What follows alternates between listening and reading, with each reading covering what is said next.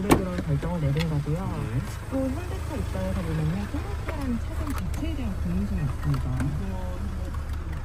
시그너처 차종인데. 네. 그렇죠. 과거에는 토요타가 국민차, 대중차라는 인식이 있었고 사실상 현대차의 주력 차종이었거든요.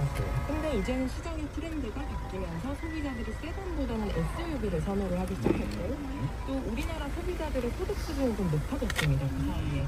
그래서 이제는 중형차보다는 대형 세단이나 럭셔리 세단을 좀 선호를 하고 있고 최근에 이 판매 구매 패턴을 보면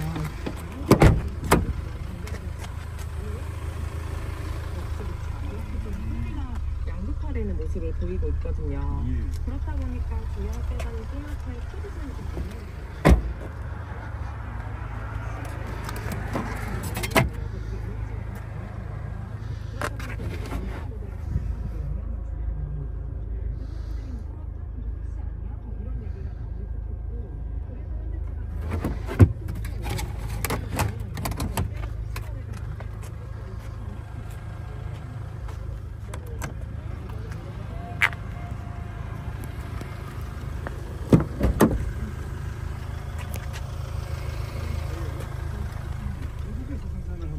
결심한 거는 뭐 계산이 그렇게 나오네요. 현황 이런 것들은 다 고려를 한 결정으로 보이는데요.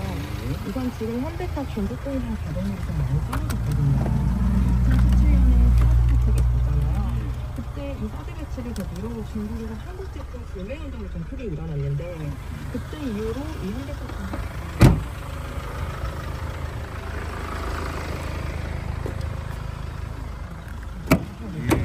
그래서 이제 국내보다는 중국 쪽으로 좀 생산을 하겠다라고 생각을 하게 된 거죠. 공장이 약간 놀고 있으니까 네네. 거기서 만들어서 보내면 되겠다. 이게 국내 공장이 최근에 이제 전기차 전환이 빠르게 이루어지면서 전기차로 생산 라인을 좀 바꾸는 상황이거든요.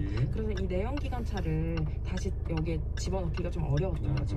많이 이제 전환이 됐으니까. 네네. 자, 하나의 차종에도 여러 가지 이야기가 얽혀 있습니다. 부용 소나타 택시 단종과 택시 구입하는 게 현대자동차의 새로운 전략이었습니다. 자, 내년에 거기 무엇인가 네, 아니죠.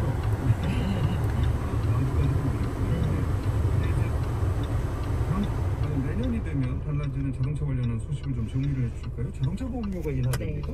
좀 이런 반가운 소식이 있는데요.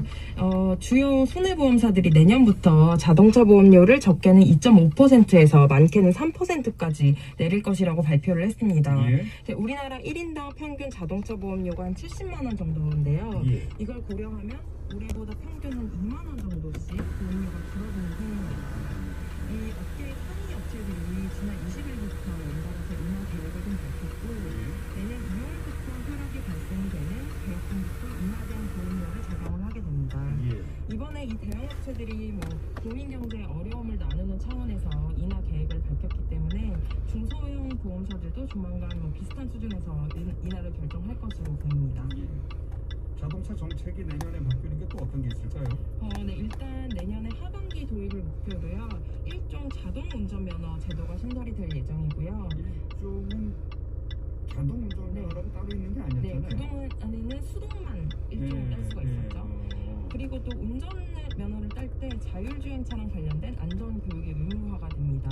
이거는 좀 될 필요가 있었겠죠. 네네. 우선 일종 이 자동면허를 좀 설명을 드리면 내년 하반기 도입을 목표로 하고 있는데 그동안에는 이 일종 보통면허가 수동변속기 차량으로만 시험을 보게 되어 있었거든요. 이종은 자동이랑 수동을 선택을 할 수가 있었고요. 선택을 할 수 있는데 네. 거의 자동을 많이 하시죠. 자동을 했던 거고. 네. 제가 이거 연습도 잘 몰라가지고 아들이 있다는 안내는 못 해줬어요. 네.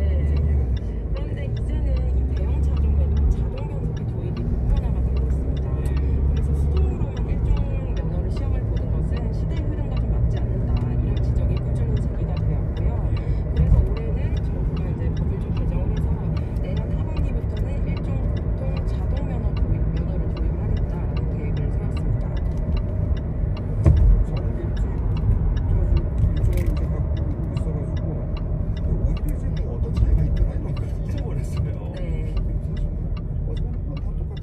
이런 생각도 들고 좀 이 어떤 차이가 있는지 그리고 또 변경되는 건 어떤 건지 좀 자세하게 말씀을 해주시면요. 네, 이 1종과 2종 보통면허의 가장 큰 차이점이요. 예. 11인승 이상의 승합차를 몰 수 있느냐 없느냐 이걸로 좀 나뉩니다. 예.